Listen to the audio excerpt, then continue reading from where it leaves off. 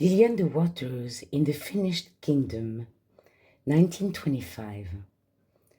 Chapter 1, Preach the Gospel, Part 2.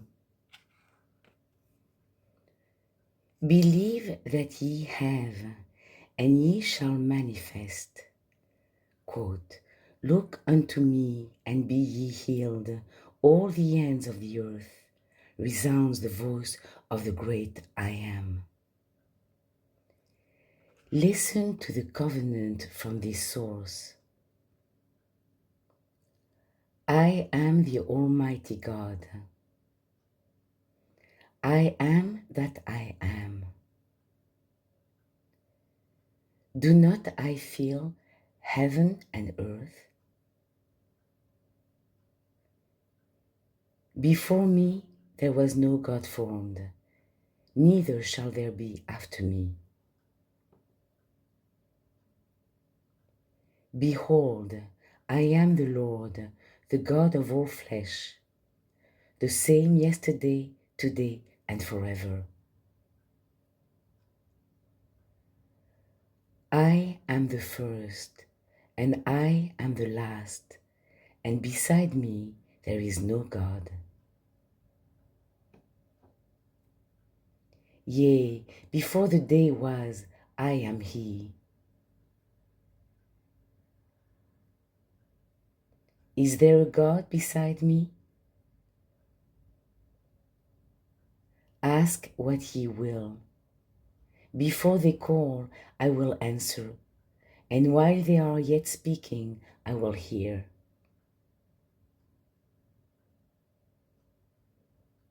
No weapon that is formed against thee shall prosper. Fear not the reproach of man. Nothing shall hurt you.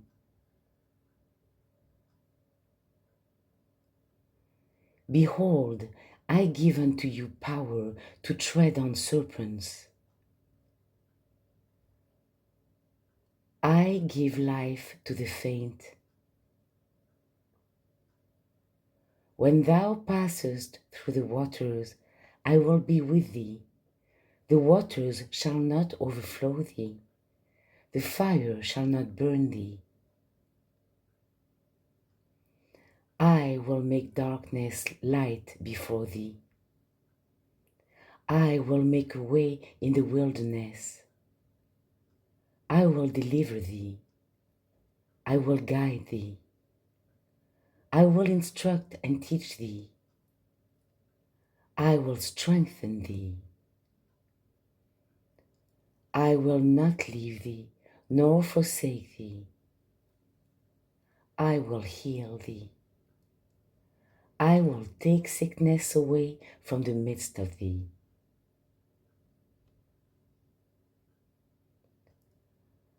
Eye has not seen, nor ear heard, the things I have prepared for them that love me.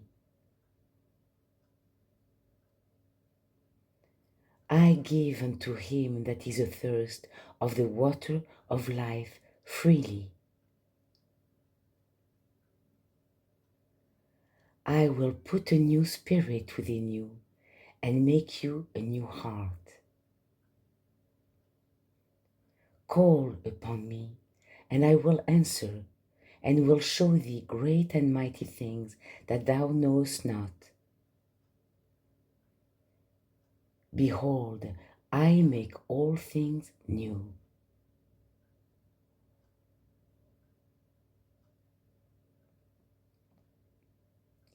Light your mind with high vision, for, quote, where there is no high vision, the people perish.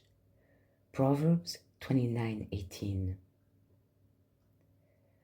I now want to call attention to something that precedes thought. For there is a something that gives direction to thought, and a something that thought follows. It is vision. Light your mind with a vision. Look to yourself now and discover for yourself where your vision is. Is your vision directed toward books, toward right thoughts, toward self with a small s? Or is your vision toward the Most High?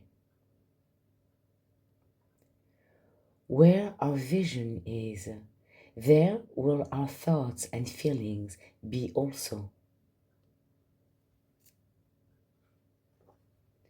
We behold a certain goal before us, or we set a certain ideal before us, and then our thoughts and feelings circle around this ideal or vision.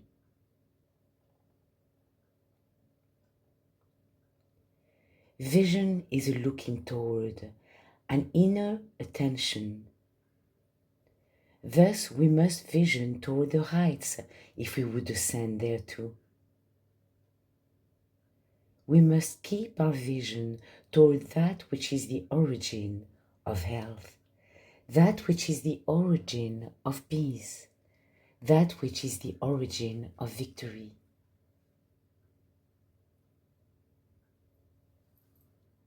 The Master said we could not by thought change even our stature. No, not by thought alone. It takes more than thought. It takes vision. We often have heard it declared, I have applied right thought as a healing means, yet I am not receiving healing results. Say a thing once with high recognition. This is more effective than hours of toilsome utterances of simple statements or high statements. Let us not sit still and think a thought over a dozen times or a thousand times like automata. Right instruction can come to us. This then is inspiration.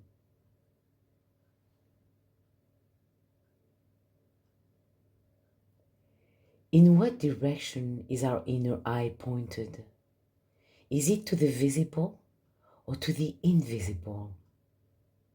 Is it to the perishable or to the imperishable?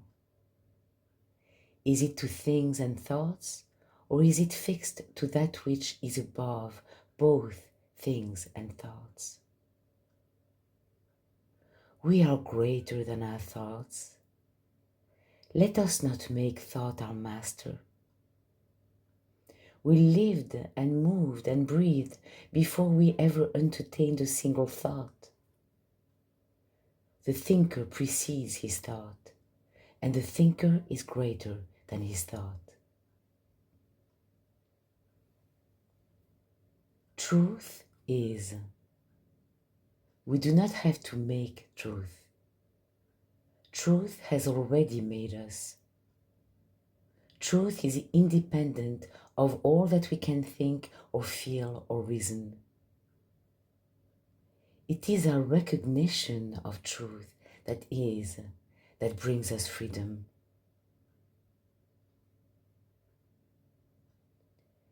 There cannot be that which is not. Truth is reality and is all there is, the same forever and forever. Truth is perfection, harmony, omnipotence, love. Truth is omnipresent at all times, for as the sky may be hidden by the clouds, so back of all appearances lies reality. Nothing can be added to, nor can anything be taken from that which is truth, nor can it ever be other than itself.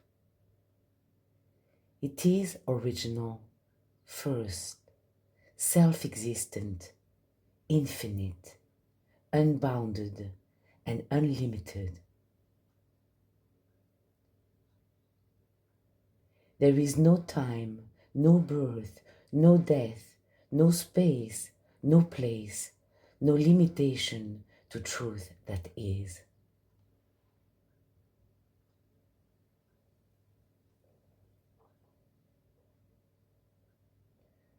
The greatest teacher taught and healed up to the time of his resurrection. Preaching and healing go hand in hand. As teachers, in quotes, we should not teach without practicing our teaching, nor should we heal without enlightening the mind of the patient and pointing the true way to him. No one can do better than to follow in the footsteps of the teacher Excelsior.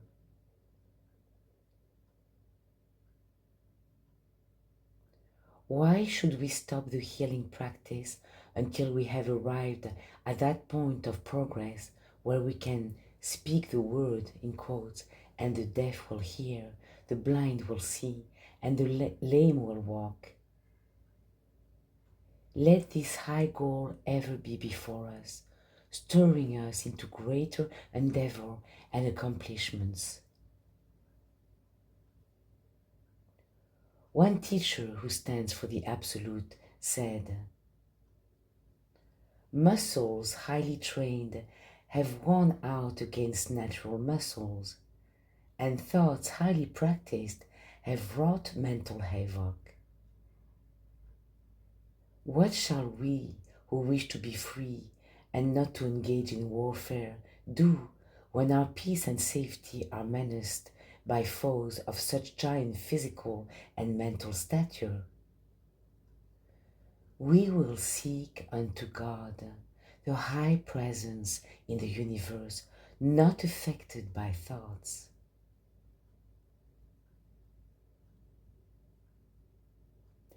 It shall not profit a man to gain the whole world by the prowess of his arm or the might of his thought. It shall only profit him to know his own soul, the capital S, uncontaminated offspring of eternal majesty, whose triumphs are already complete, ready to manifest. Let mind with a small m no longer claim creative powers or accomplishing energies. The true work is already complete in spirit, the self that we praise. We praise the great free spirit that stands back of our mind. We praise the free spirit that knows beyond the mind, which is saying ever, I am God, I am truth, I am light. Emma Curtis Hawkins. You will recall that Paul asked the Ephesians, have ye received the Holy Spirit since ye believed? And the reply was, we have not so much as heard whether there is a Holy Spirit. Those living on the lower planes of life may not yet have heard that there is a supernal kingdom, a divine science. Divine science is the science of the Absolute, the science of the finished kingdom. It pertains to that which is back of thought and beyond thought. It pertains to individual soul. Its illuminations and inspirations and its unity with I am that I am. On the first plane of life, we may be in bondage to things, while on the second plane, one may be in bondage to thoughts. If we are depending entirely upon our right thoughts to deliver us, then if we are so fearful or so ill that we cannot formulate a right thought, are we not hopeless? The I am is higher and greater than all thoughts conceivable.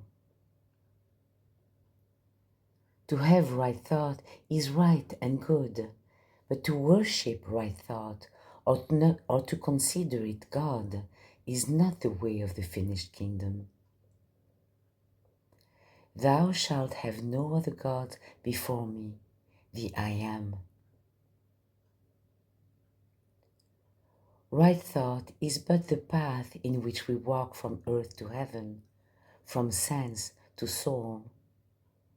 Loving, truthful, healing thoughts are the wings with which we fly upward and onward. But our right or wrong viewpoint does not change in any way the viewpoint of the perfect and the viewpoint of perfect manifestation in the life element itself. Our viewpoint merely affects our own individual progress and manifestation. You and I behold a thing or a condition according to our present individual state of perception and understanding. What it means, what is meat to one may be poison to another. While the quality in all consciousness remains the same, the quantity, in quotes, varies according to the individual progress or evolution. Life cannot be life today and death tomorrow. Good cannot have been good yesterday and evil today. Nor can health be here one moment and gone the next. Again, nor can health be here one moment and gone the next. We must fix our vision in the isness state of life, the omnipresence of changeless harmony, our infinite divinity. Since the divine cannot change its inherent qualities, neither can these inherent qualities of health, activity, strength, courage, love be changed in us. Does the air ask for invisibility? Do the stars desire to shine? No. Neither do we need to long for that quality which we already inherently possess. Thus we are courage, we are strength, we are power, we have abundance. Let one become conscious of what he is. Let him know himself, his inner self, the Christ self, to be all that he could possibly desire. Life gives us earth and heaven, time and eternity, in which to understand this self, this pearl of great price. The only value of right thought is this: think the thought that harmonizes with the universal fact of life. Then we automatically receive the blessing. We must think and act according to our highest vision. We must turn our gaze from sorrow and look toward the finished kingdom of triumphant joy. Turn our gaze from dying and look toward the finished kingdom of life everlasting. Turn our gaze from sickness and look toward the origin of unspoilable health. Where was the vision of Jesus when he stood at the grave of Lazarus? Did he, like the rest, look down into the pit to behold the dead, decomposed Lazarus? No. While hundreds around him were thus visioning and weeping, he was sighting the begotten of God, the offspring of I am that I am. He beheld life that is everlasting, omnipresent, omnipotent, and unspoilable. It was this vision of victorious life that transcended him. Where was the vision of Jesus when he stepped out upon the surface of the deep sea? Was it downward into the limpid depths of the ocean? Or was it up, fastened upon the miracle-working, unseen, transcending the drowning powers of the deep? The eye, EYE, should be moved from appearances to see the fields already white to harvest, to hear the words of our Redeemer, "Thou art whole." Vision toward the plane of ever-present reality. Time is not a factor here. As we experience illumined consciousness, beholding the ever-present finished kingdom and ourself free spirit, birthless, deathless, diseaseless, painless, triumphant and victorious, we find that we are all that we would become.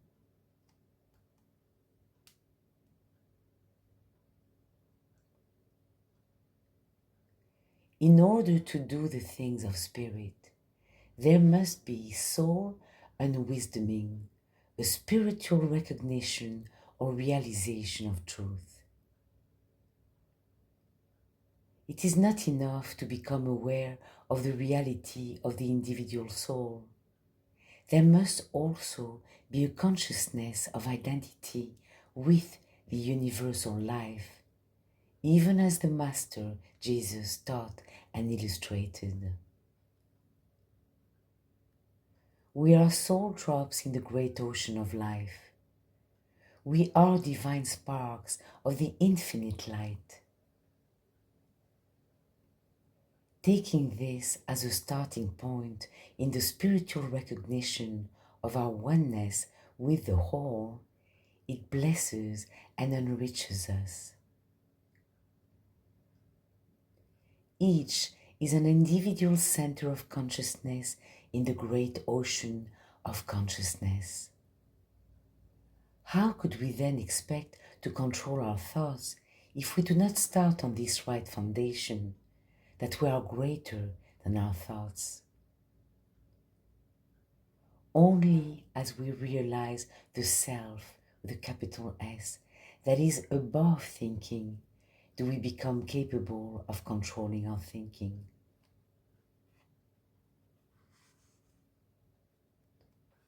Our progress upon earth does not depend upon the destruction of the body or the destruction of the mind, but absolute science teaches us the right use of the mind and the right use of the body. The I, the self, does not depend upon its thought creation, but the thought creation depends upon the I. Even so, mind does not depend upon body, but body depends upon mind.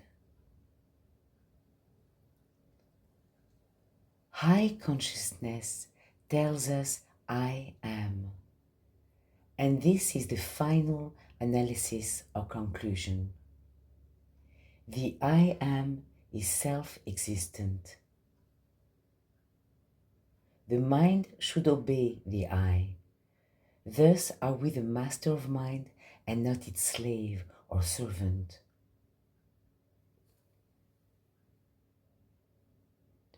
All the sick thoughts or fear thoughts you have ever thought have never hurt or harmed the you that is spirit. Water cannot drown it, nor flame burn it, nor death kill it, for it is imperishable, undefilable, indestructible, and immortal. One writer says, "The I is eternal. It passes unharmed through the fire, the air, the water. Sword and spear cannot kill or wound it. It cannot die. Blessed is he who can say understandingly, I.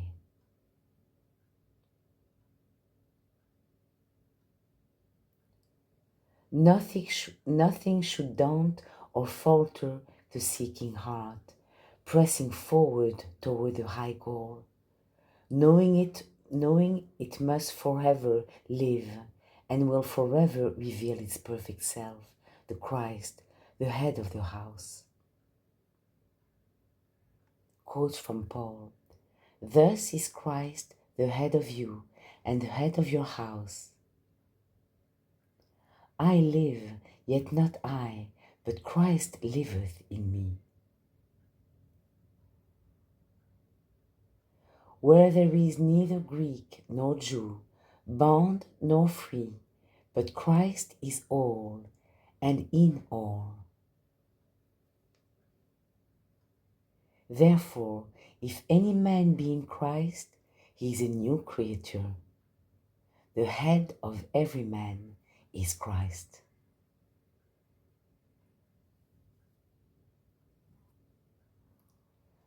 Render unto each plane the things that belong to that plane, and render unto the Absolute the things that belong to the Absolute.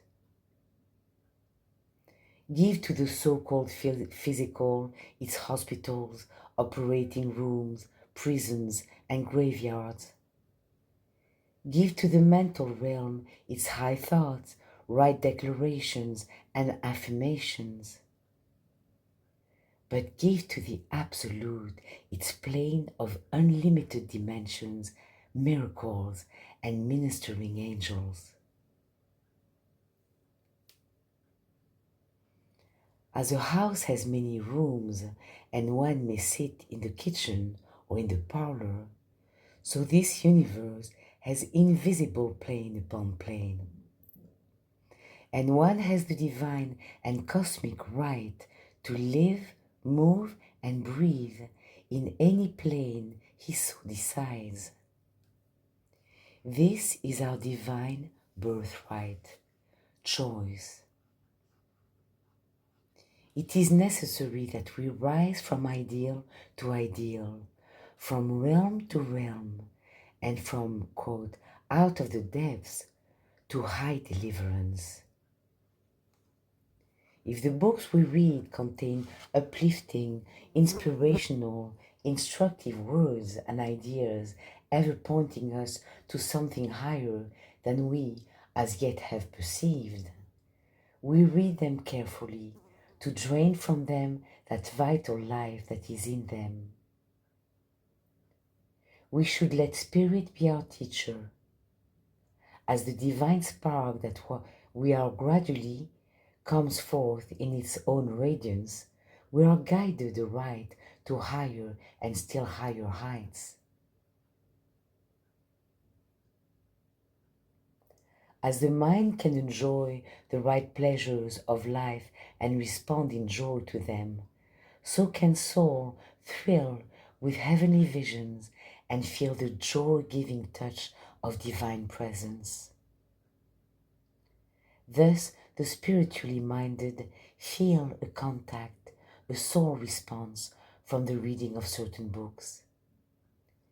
Let this inner response, this silent touch, be the guide, the answer as to the nature and quality of the book we are reading.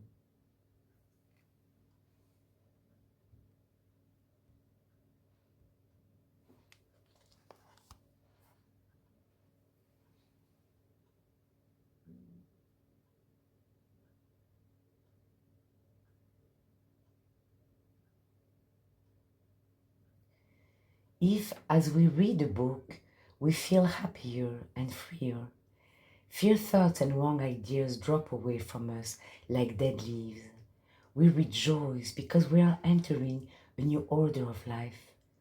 And if we continue to look upward, we learn to say fearlessly and triumphantly, "It is to the true." We must set ourselves a high vision and hold fast thereto.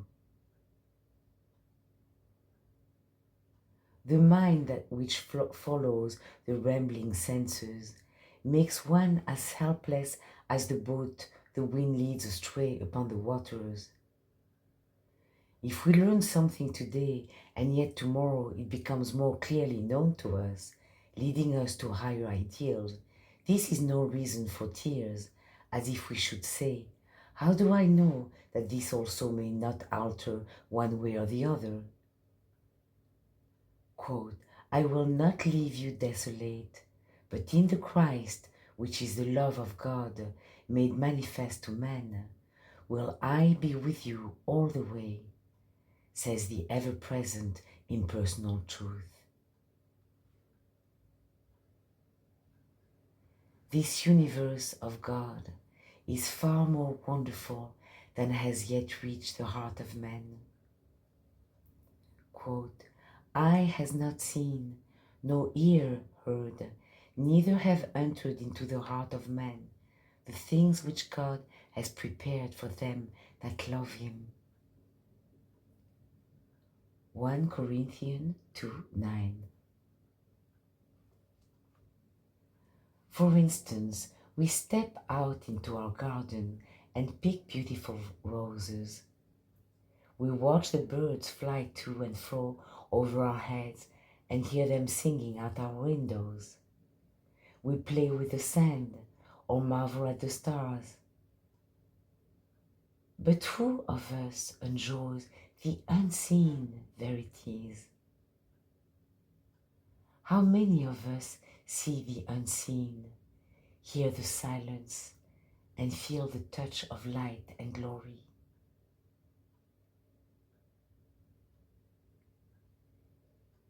We have been taught that in order to have a thought, we must think it.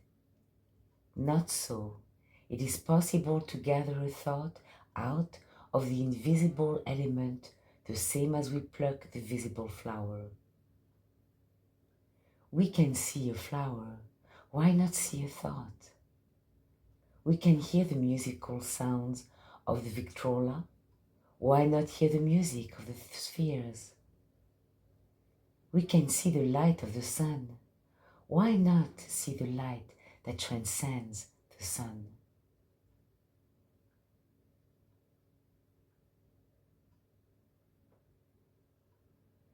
Oh, it is something to vision toward and delight in, to live in a world where beautiful thoughts float about us, created by the same source with a capital S that created us, and where we gather unto ourselves these thoughts, the same as we arrest the flight of birds flying near us. And these thoughts are so much more wonderful and so different from any thoughts that are consciously formulated.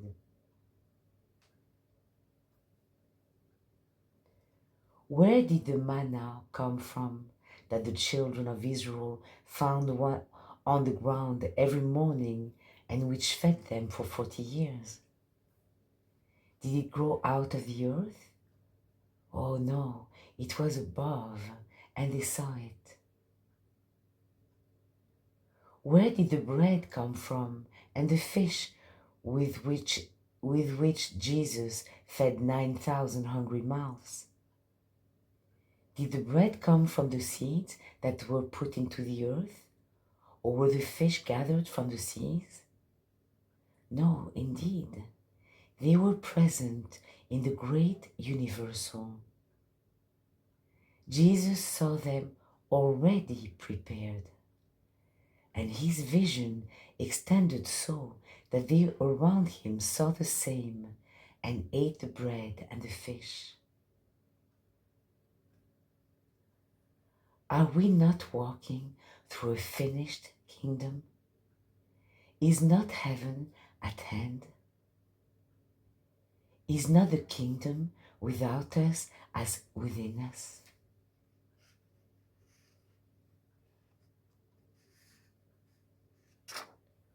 Who was it speaking the words, quote, "This is my beloved Son, in whom I am well pleased.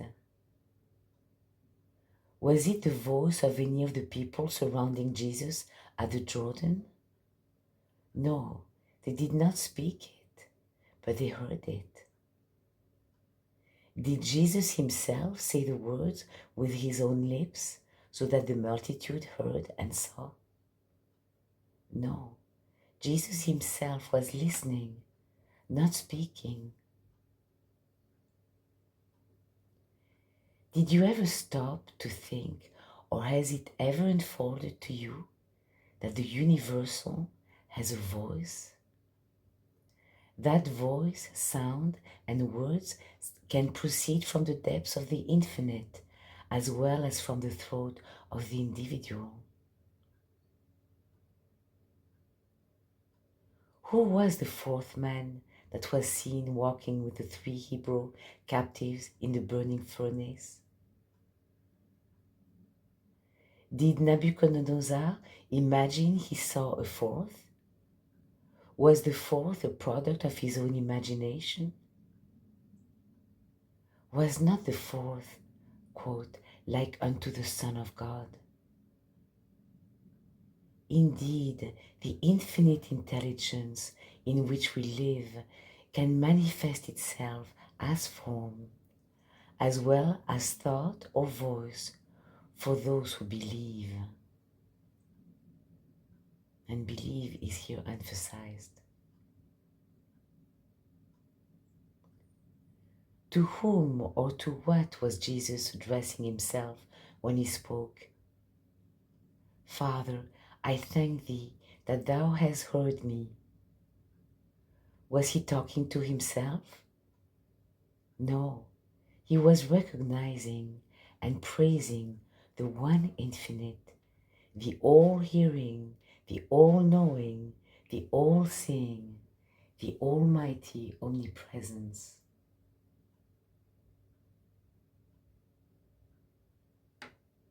From whence came the angels that shut the lion's mouth for Daniel, that fed Elijah in the wilderness, that stood at the empty sepulchre of Jesus, that revealed the mystery of the kingdom unto John in Patmos?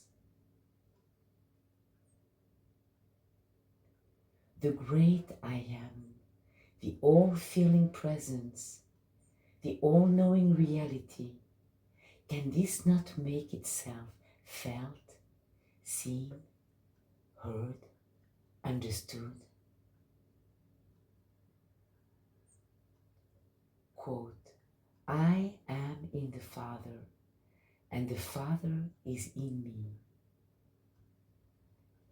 If the substance with a capital S that is in you, the substance that you are, is intelligent, can hear, see, speak, and feel, does not that which is the origin of your substance also have voice, intelligence, understanding?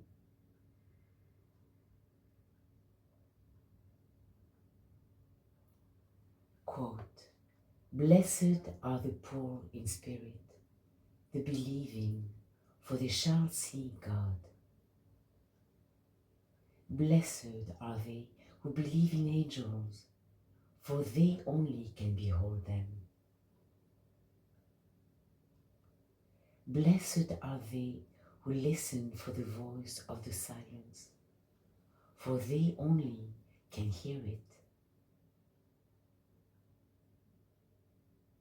Blessed are they who look toward unseen thoughts, for they only can gather them. Blessed are they who believe in miracles, for they only can experience them. Blessed are they who have faith in the fourth dimension, for they only can enter it. Blessed are they who vision toward the finished kingdom, for they only can walk in it. Blessed are they whom the Lord, when he cometh, shall find watching, for they only are ready.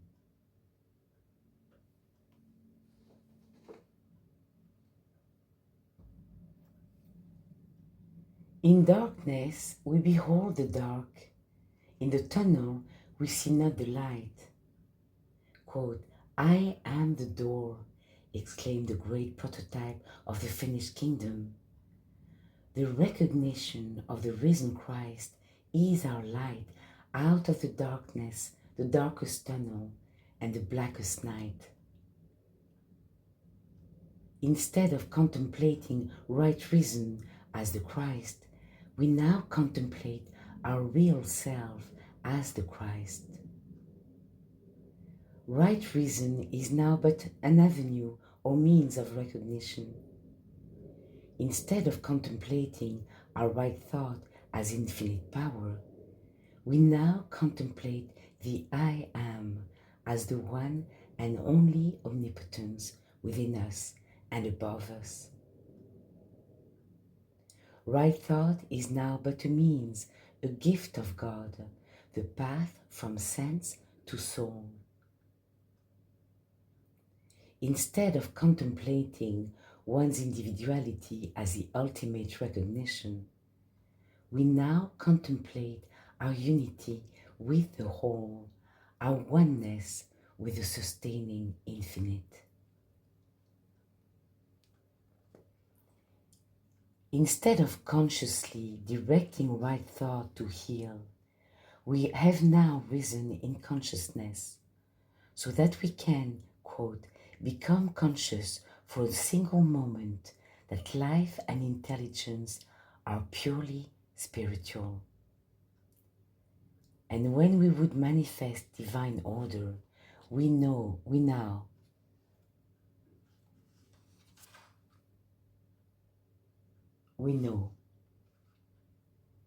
the order, law, and healing on the plane of the great adequate is not a mystery to itself or to those whose faces are heavenward. It is only a mystery to those of limited vision and unquickened sense. It is our birthright to dwell in the light ourselves and to point others hitherward. We each have a right to our own light of understanding, and we should look away from all sense of personality to the one high cause. When we are thinking in accordance with truth, this is true thought. When we are in the light, we do not see darkness. And when our sense is illumined by spiritual truth and vision, we do not see a sick person or a sinner, but like Jesus, we call to the blind man, see, knowing that he can see. The drop of water does not lose itself in the big ocean. It simply loses its sense of itself as an independent or separate drop. Nevertheless, it moves on in the allness of the ocean and is part thereof. Thus with us, knowing that we live, move, and have our being in the infinite I Am, the omnipresent omnipotence, we lose sight of any separateness and understand the Master's words, Thou in me, and I in thee.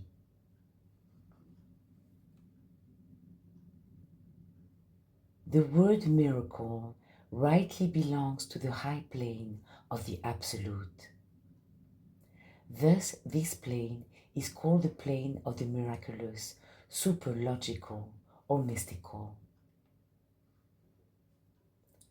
The Standard Dictionary says that a miracle is a wonder possible only by the exertion of divine power, and that the supernal or mystical plane is recognized, quote, by direct divine illumination, immediate consciousness, or knowledge of God.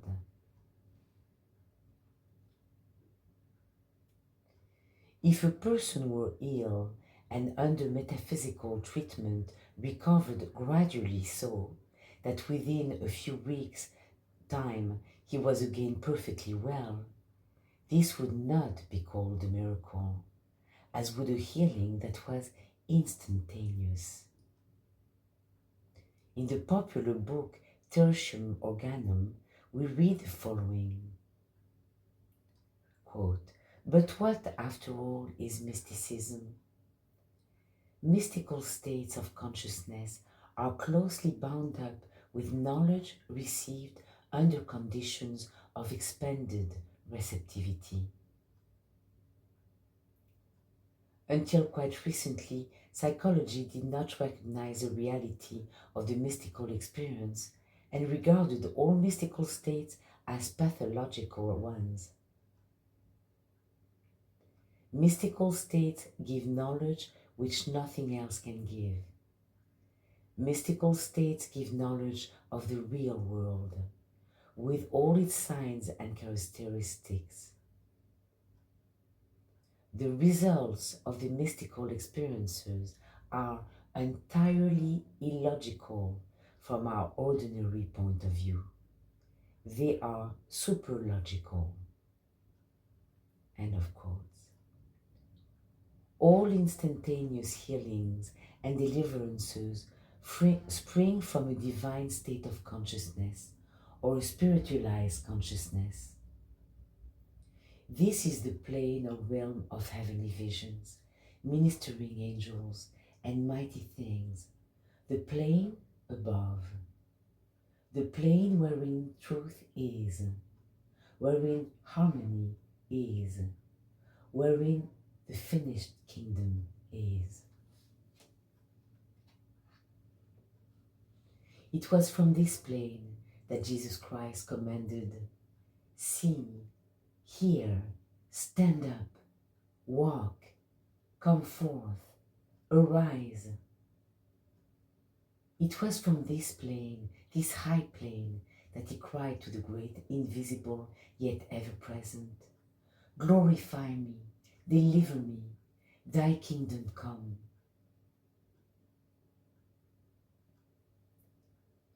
While it may not be so easy at first for one to follow the law of divine science, still we should strive to understand it and to demonstrate it. The way of divine science transcends the mind and its thoughts. There is a state of consciousness above the good and the bad, above the right sense and the wrong sense, above sickness and health, above the high and the low. This state of consciousness is the risen Christ. It is this state of consciousness that sees all as one and sees one as all, beholding perfection and the finished kingdom now and here. What we need is this high truth. Does it make any difference whether we find it in a book or in a newspaper? Does it make any difference whether it is presented to us by a red man or a white man? Does it make any difference whether truth is written by one living in the old world or by one living in the new world, whether in Africa or in Alaska? Is there any thine or any mine to truth, the flaming impersonal? In the early days, great teachers thought it wise to protect their students from spurious reading, feeling, no doubt, that the student himself had not awakened to that perception where he could detect that which is from that which is not. This guidance and protection was wise and good, and no doubt saved multitudes from byways, keeping their feet in the straight and narrow path. But today, there are those of us who have reached the point where we know how to recognize truth ourselves, and we let every good thought and word aid us heavenward. In order to recognize the brotherhood of man, we must recognize the fatherhood of God. And in order to apprehend the fatherhood of God, we must recognize the brotherhood of man. A new day, a new order of life has come. Cosmic life is moving ever onward. Pick up the feet and stand upon them even more strongly and continue to watch. To all of us who are earnest, honest, and loving in heart, no lesson ever comes in vain. No lesson ever leaves us where it found us. From out the darkness comes a greater light than ever before. Let the dead past bury the dead, but look thou, O soul, to the risen Christ. Quote from Silesius: in all eternity, no tone can be so sweet as where man's heart with God in unison does beat. The individual may ever feel this unity with the Infinite One. Humility and meekness precede kingship and authority. Yet, whether humble or kingly, it is well to remember that everyone is of royal birthright and heir to the kingdom.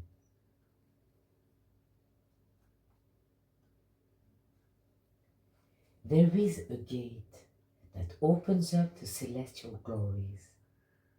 It is seen from the mountain heights, and it is reached after many experiences in climbing and falling and in climbing again. Love is the guide, and faith is the star pointing hitherward. Thought becomes higher and finer only as it is spiritualized.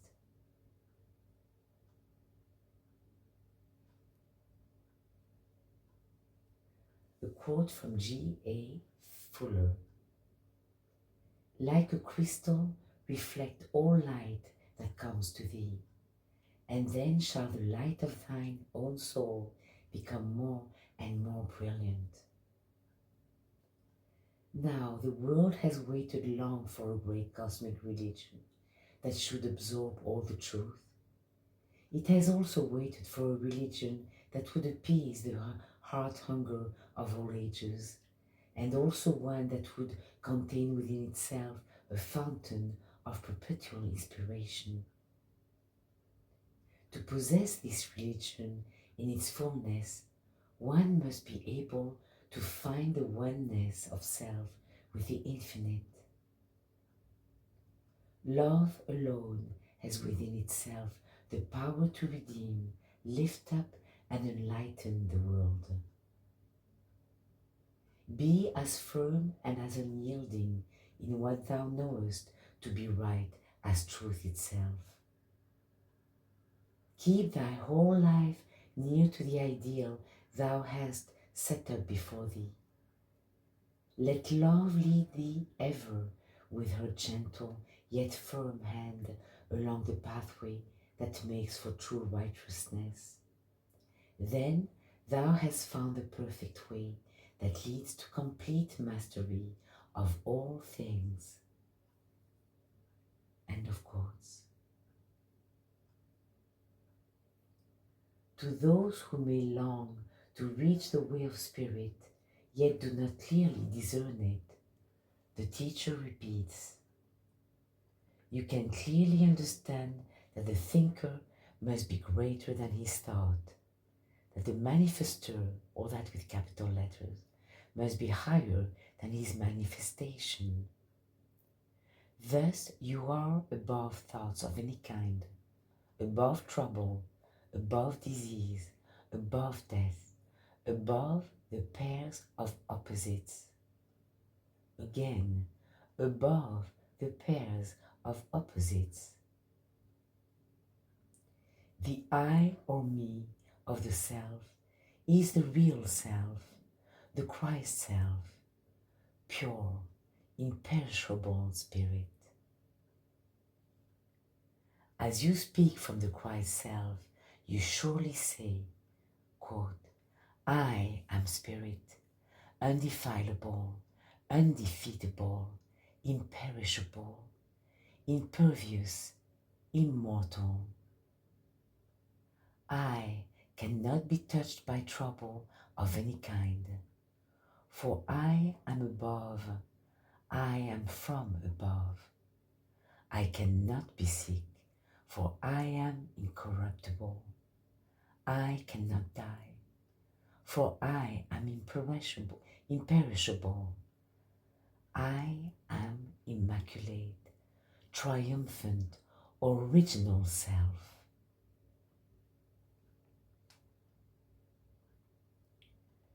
The realization of oneself, with capital S, as perfect, divine, and immutable spirit, gives one the power and peace that he needs, and to think, feel, and act from the standpoint of spirit, the finished kingdom, automatically expands the viewpoint of vision, making room for the ultimate revealment. The Christ and the spiritual body, soul and its manifestation are one. Quote, when the disciple is ready, the master is also ready. The truth we seek is forever within our reach, but each must do his own seeking, the same as each does his own eating and drinking.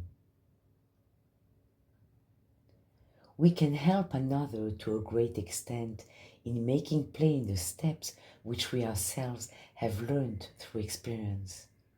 But each one must himself find the way for himself. And the more illumination and inspiration he possesses, the easier the way becomes. We came forth from the infinite, and to the infinite we go. Quote, I came forth from the Father, and go to the Father. The baby cannot say, I am man, nor can the acorn say, I am an oak. Yet potentially, the baby is a man, and an acorn is an oak. As we gain understanding and demonstrate that understanding by healing the sick, walking on the water, raising the dead, transfiguring ourselves with living glory, so that our face, quote, shines as the sun, then we say, as did our great teacher, quote, he that has seen me has seen the Father. I am the life. The ideal teacher is one who guides us always up and on, points us to the heights and leads us quietly toward them, tells us of the Christ within. Our minds should reach up to this great truth as the river seeks the ocean. Thus it is that on the high plane one does not attempt to make himself well by his formulated thinking, but always and forever he bears uppermost in mind that he is forever well, for that which is and that which shall be is now. We are well now because truth is, and we are all that truth is. If you will light your mind with this high vision, it will lead you to sublime heights. There is nothing lost. There is nothing sick. There is nothing dead in the finished kingdom of reality.